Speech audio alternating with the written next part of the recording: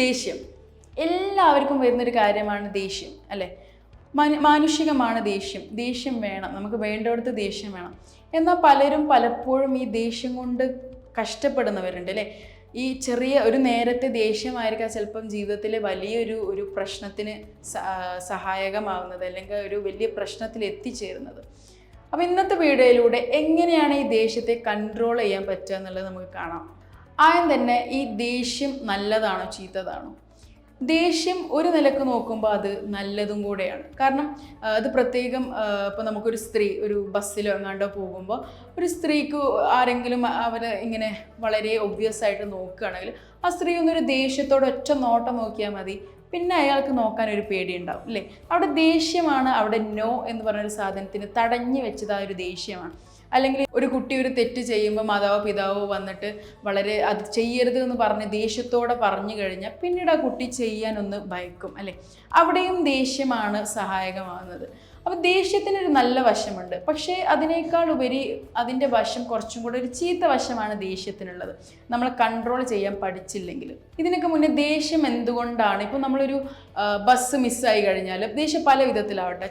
ചിലപ്പോൾ നമുക്കതൊരു വേറൊരു വ്യക്തിയോടാവും, ചിലപ്പോൾ നമ്മളോട് തന്നെയാവും. അപ്പോൾ നമ്മൾ ഓടിക്കതച്ച് നമുക്ക് ഒരു ബസ് കയറാൻ ഓടി എത്തിയിട്ടും ബസ് മിസ്സായി ഒരു ദേഷ്യം വരും. നമ്മളോട് തന്നെ ഒരു ദേഷ്യം വന്നു, ഇത്ര ഓടിയിട്ടും എത്തിയില്ല, അല്ലെങ്കിൽ ഇത്ര കഷ്ടപ്പെട്ടു, അല്ലെങ്കിൽ ഞാൻ ലേറ്റായി പോയി, നമ്മളോട് തന്നെ ദേഷ്യം വരും. അതായത് നിങ്ങൾ ഒരാളോട് ഒരു വർക്ക് ചെയ്യാൻ പറഞ്ഞിട്ട് ആ ആൾ ആ വർക്ക് ചെയ്തില്ലെങ്കിൽ നിങ്ങൾക്ക് അയാളോട് ദേഷ്യം വരും. നിങ്ങൾ എക്സ്പെക്ട് ചെയ്തു ആ ആൾ ഇത്രയൊരു നേരത്തിനുള്ളിൽ വർക്ക് ചെയ്യാം, അപ്പോൾ നിങ്ങൾക്ക് ആ ആൾ ആ വർക്ക് ചെയ്തില്ല എന്നതിൻ്റെ ഒരു ദേഷ്യം വന്നു അല്ലേ? അല്ലെങ്കിൽ ചിലപ്പോൾ ഒരു മെറ്റീരിയലിനോടാവാം, ഒരു ആളോടാവാം, നമ്മളോട് തന്നെ ആവാം. അങ്ങനെ പലതിനോട് നമുക്ക് ദേഷ്യം ഉണ്ടായിരിക്കാം. നമ്മുടെ ഈ ദേഷ്യത്തിനെയൊക്കെ കൺട്രോൾ ചെയ്യുന്ന, നമുക്കറിയാം നമ്മുടെ ബോഡിയിലെ നമ്മുടെ ഇമോഷൻസിനെയൊക്കെ കൺട്രോൾ ചെയ്യുന്ന ഈ ഹോർമോൺസ് അഥവാ ഈ ന്യൂറോ ട്രാൻസ്മിറ്റേഴ്സ് ആണ് അല്ലേ? നമ്മുടെ ദേഷ്യത്തിനെ കൺട്രോൾ ചെയ്യുന്ന ഒരു ഹോർമോൺ അഡ്രിനാലിൻ ആണ് അല്ലേ? നമുക്ക് കൂടുതലായിട്ട് ദേഷ്യം വരുമ്പം നമ്മുടെ തലയിലാകെ ദേഷ്യം വന്ന് നമ്മളൊന്ന് വേർത്ത് നമുക്കിങ്ങനെ ഒരു പ്രത്യേക ഒരു മൊമെൻ്റാണ് ആ ദേഷ്യം വരുമ്പോൾ അല്ലേ? ആ കാര്യങ്ങളെല്ലാം നമ്മളെ എത്തിക്കുന്നത് ഈ ഒരു അഡ്രിനാലിൻ, നോൺ അഡ്രിനാലിൻ എന്ന് പറഞ്ഞാൽ ഒരു ഹോർമോണാണ്. അപ്പം നമുക്കൊരു ദേഷ്യം വരുന്നൊരു സമയത്ത് ഇതിൻ്റെ ഒരു എക്സസീവ് പ്രൊഡക്ഷൻ കൊണ്ടാണ് നമുക്ക് ദേഷ്യം വരുന്നത്. ഇപ്പം നല്ല പെട്ടെന്ന് ചൂടാവുന്നവരുണ്ടാവും അല്ലേ? ചിലപ്പോൾ അവർ വളരെ കൈൻഡ് ഹാർട്ടഡ് പീപ്പിൾ ആയിരിക്കാം, പക്ഷേ ദേഷ്യം വന്നവർക്ക് പെട്ടെന്ന് ദേഷ്യം വരും, പക്ഷേ ദേഷ്യം പെട്ടെന്ന് പോവുകയായിരിക്കും. അങ്ങനെ പെട്ടെന്നൊക്കെ ദേഷ്യം വരുന്നവർക്ക് ചിലപ്പം അവർ ചെറുപ്പം മുതലേ അവരുടെ ഉള്ളിൽ അടക്കി പിടിച്ച് എന്തെങ്കിലും ട്രോമാസോ സങ്കടങ്ങളൊക്കെ ആയിരിക്കാം കേട്ടോ. നമ്മൾ ഈ ദേഷ്യത്തെ കൺട്രോൾ ചെയ്തില്ലെങ്കിൽ പല കാര്യങ്ങളും നമ്മുടെ ജീവിതത്തിലെ പല കാര്യങ്ങളും നമുക്ക് നഷ്ടമാകും. ഒറ്റ നേരത്തെ ദേഷ്യം കൊണ്ട് വിഷമം കൊണ്ടായിരിക്കും ഒരാൾ സൂസൈഡ് ചെയ്യുന്നത്, അല്ലെങ്കിൽ ഒറ്റ നേരത്തെ ദേഷ്യം കൊണ്ടായിരിക്കണം ഒരാളെ മർഡർ ചെയ്യുന്നത്, കൊലപാതകം വരെ നടക്കുന്നത്. അപ്പോൾ നമ്മുടെ ഒറ്റ മൊമെൻറ്റ് മതി. നമ്മളുടെ ഒരു മൊമെൻറ്റിനെ കൺട്രോൾ ചെയ്യാൻ പഠിച്ചു കഴിഞ്ഞാൽ ബാക്കി കാര്യങ്ങളൊക്കെ നമുക്ക് കൂളാക്കി കൊണ്ടുകൊടുക്കാൻ പറ്റും. ഒന്ന് കയ്യിൽ കിട്ടിയാൽ മതി. ദേഷ്യം എന്ന് പറഞ്ഞ ഒരു ഇമോഷൻ നമ്മളെ കയ്യിൽ കിട്ടിയാൽ മാത്രം മതി. അപ്പോൾ ഇതിനെ എങ്ങനെയൊക്കെ കൺട്രോൾ ചെയ്യാന്നുള്ള കുറച്ച് ടിപ്സ് നമുക്ക് നോക്കാം. ആദ്യമായിട്ട് നമുക്കിപ്പോൾ ദേഷ്യം വരുന്ന ഒരു കാര്യം, എന്തെങ്കിലും ഒരു ദേഷ്യം വരുന്ന ഒരു കാര്യം അല്ലെങ്കിൽ ഒരാളോടൊരു ദേഷ്യം വന്നു കഴിഞ്ഞാൽ കുറച്ച് അവിടെ നിന്ന് മാറി നിൽക്കുക. നിങ്ങളൊരു ആ അറ്റ്മോസ്ഫിയർ ഒന്നങ്ങോട്ട് മാറി നിൽക്കുക. കാരണം അവിടെ തന്നെ നിൽക്കുമ്പോൾ നിങ്ങൾക്ക് കുറച്ചും കൂടെ ദേഷ്യം വരുന്നത്. ഇപ്പോൾ നിങ്ങൾക്ക് ഒരാളെ കാണുന്നതാണ് ദേഷ്യം, അല്ലെങ്കിൽ ഒരാൾ പറഞ്ഞത് നിങ്ങൾക്ക് ദേഷ്യമാണ്, അയാളുടെ മുഖത്തോട്ട് വീണ്ടും നോക്കി നോക്കുമ്പോൾ നിങ്ങൾക്ക് ഒന്നും കൂടെ ദേഷ്യം വരികയാണ്.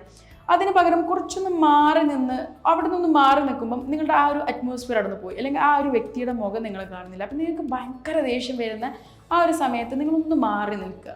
രണ്ടാമത്തായിട്ട് നിങ്ങൾ മാറി നിന്നല്ലോ, മാറി നിൽക്കുമ്പോൾ തന്നെ എന്തിലെങ്കിലും ഒരു വർക്ക് ചെയ്യുക. നിങ്ങൾക്ക് അപ്പം എന്തെങ്കിലും വർക്ക് ഉണ്ടെങ്കിൽ അതെന്തെങ്കിലും ഒന്ന് ജസ്റ്റ് ഒരു 2 മിനിറ്റ് എങ്ങാണ്ടോ ചെയ്താൽ മതി. കാരണം നിങ്ങളെ മൈൻഡ് ഡൈവേർട്ട് ചെയ്യാന്ന്. കാരണം നമ്മൾ പറഞ്ഞല്ലോ ഹോർമോൺസാണ് നമ്മളെ കൺട്രോൾ ചെയ്യുന്നത്. ആ ഹോർമോൺസിൻ്റെ പ്രൊഡക്ഷനെ നമുക്ക് കൺട്രോൾ ചെയ്യണമെങ്കിൽ നമ്മുടെ മൈൻഡിനെ നമ്മൾ വേറൊരു കാര്യം കൊണ്ട് ബിസി ആക്കണം. അപ്പോൾ നിങ്ങൾക്ക് അപ്പം എന്തെങ്കിലും വർക്ക് ചെയ്യാനോ എന്തെങ്കിലും ഉണ്ടെങ്കിൽ ഒന്നും വേണ്ട, നിങ്ങളുടെ ഫോണോ ഒക്കെ ഒന്ന് എടുത്തിട്ട് ഒന്ന് ആർക്കെങ്കിലും മെസ്സേജ് അയക്കുക. ആ ഒരു മൈൻഡിനെ, ആ ഒരു മൊമെൻറ്റിനെ നിങ്ങൾ മാറ്റാൻ ശ്രമിക്കുക. അങ്ങനെ ഒന്ന് മാറി നിന്ന് നിങ്ങളെ മൈൻഡിനെ എന്തെങ്കിലും ഒരു വർക്കിൽ ഉൾപ്പെടുത്തി, അല്ലെങ്കിൽ നിങ്ങൾക്ക് അതിനും പറ്റുന്നില്ലെങ്കിൽ ഒരു ഫോൺ എടുത്തിട്ട് നിങ്ങളുടെ പഴയ എന്തെങ്കിലും ഒരു തമാശ, എന്തെങ്കിലും ഒരു ഓർമ്മകളൊക്കെ വെറുതെ ഇരുന്ന് ഒന്ന് ഫോണിലൊന്ന് സ്ക്രോൾ ചെയ്യുക. അത് പക്ഷം നമ്മളുടെ ഹോർമോൺ നമുക്ക് കുറച്ചും കൂടെ ആ ഡോപ്പമൈൻ എന്ന് പറഞ്ഞ നമ്മളുടെ ഒരു ഹാപ്പി ഹോർമോൺ നമുക്ക് റിലീസ് ചെയ്യാൻ പറ്റും.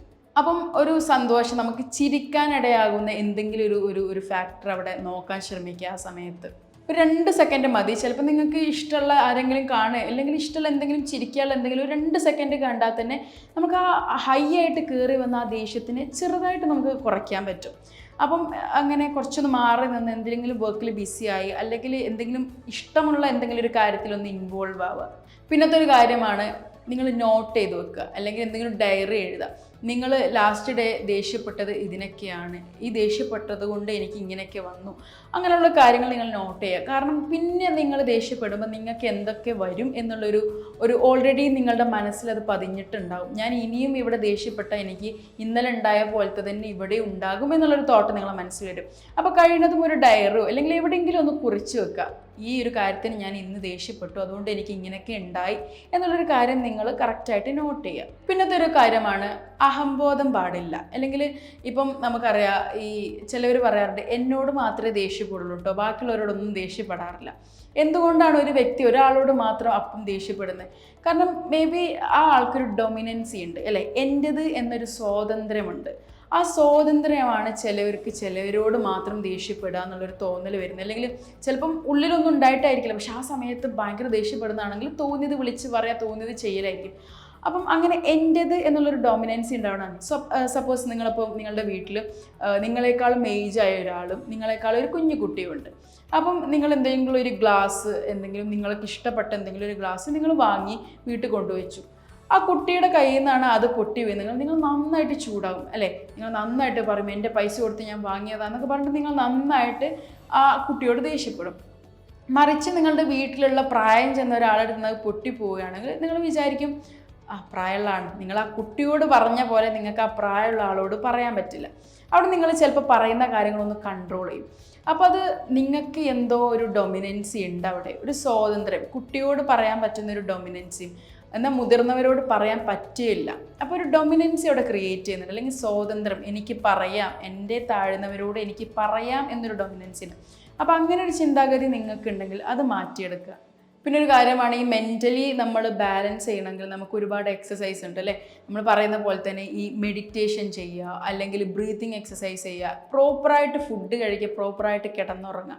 നമ്മുടെ ഇമോഷൻസിന്, നമ്മൾ ഫിസിക്കലി ഫിറ്റ് ആയാൽ തന്നെ മെൻ്റലി ഉള്ള പല ഇമോഷൻസിനെയും നമുക്ക് കൺട്രോൾ ചെയ്യാൻ പറ്റും. അപ്പം നമ്മൾ ബ്രീതിങ് എക്സസൈസ് ചെയ്യുക, അല്ലെങ്കിൽ മെഡിറ്റേഷനൊക്കെ ചെയ്യുക. കുറച്ച് നേരം, ഒരു ചുരുങ്ങിയത് 10-15 മിനിറ്റെങ്കിലും നമ്മൾ ഒരു ദിവസം ഒന്ന് മെഡിറ്റേഷൻ ചെയ്യുക, അല്ലെങ്കിൽ പ്രോപ്പറായിട്ട് ഫുഡ് കഴിക്കുക. ഇതൊക്കെ നമ്മളിതൊന്നും ചെയ്യാത്ത മൂലം നമ്മളുടെ ഒരു ദേഷ്യത്തെ, നമ്മുടെ ഇമോഷൻസിനെയാണ് ഇത് ബാധിക്കുന്നത്. അപ്പോൾ ഇങ്ങനത്തെ കാര്യങ്ങൾ, കുറച്ച് എക്സസൈസൊക്കെ ചെയ്യുക. നിങ്ങൾക്ക് കൂടുതലായിട്ട് ദേഷ്യം, കൺട്രോൾ ചെയ്യാത്ത ദേഷ്യമൊക്കെ വരികയാണെങ്കിൽ, അപ്പം ഈ ദേഷ്യം വരുന്നവരാണ് ഈ വീഡിയോ കാണുന്നെങ്കിൽ ഈ പറഞ്ഞ പോയിൻറ്റ്സൊക്കെ ഒന്ന് ചെയ്യാൻ ശ്രമിക്കുക. ഒന്ന് ചെയ്ത് നോക്കുക, ഒരാഴ്ചയെങ്കിലും നിങ്ങളൊന്ന് ചെയ്ത് നോക്കുക. നിങ്ങൾക്ക് വരുന്ന മാറ്റം എത്രത്തോളം എന്ന് മനസ്സിലാക്കാൻ പറ്റും. അപ്പോൾ വീഡിയോ എല്ലാവർക്കും ഉപകാരപ്രദമായെന്ന് വിശ്വസിക്കുന്നു. Thank you.